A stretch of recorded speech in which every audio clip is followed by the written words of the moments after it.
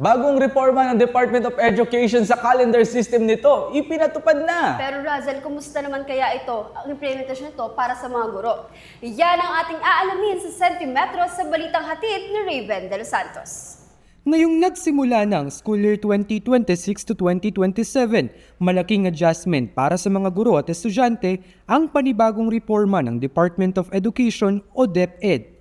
Ipinatupad na kasi simula June 8 ang 3-term school calendar sa mga pampublikong paaralan sa bansa, mula elementary hanggang senior high school. Ang dating 4-quarter system, pinaikli at hinati sa 3 termino. Layunin nitong maging tuloy-tuloy ang pagkatuto ng mga estudyante at mabawasan ang workload ng mga guro. Pero kumusta nga ba ang reformang ito para sa mga nagtuturo? Yan ang ating aalamin dito sa Centimetro.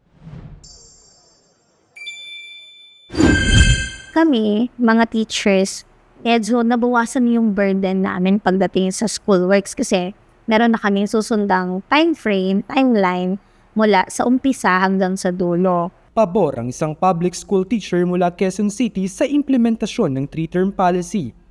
Pero hindi raw sapat ang isang araw na preparasyon na inilaan sa kanila ng DepEd.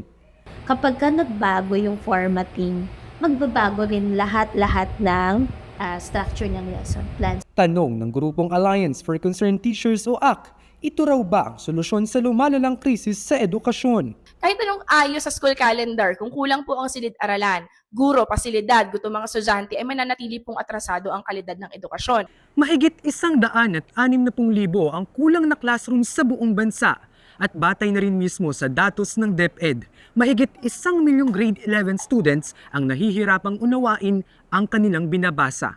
Hindi naman sasagutin talaga ng 3-term policies yung ibang sakit ng DepEd. Dagdag niya, para mapabuting lalo ang sistema ng edukasyon, kailangang manguna ng DepEd sa pagsusulong ng dagdag pasahod sa mga guro, kabilang ang pagbibigay ng dekalidad at pangmatagalang learning materials sa mga mag-aaral. Hanggang sa muling pagdinig sa tinig ng Metro, Raven De Los Santos para sa Metro Report.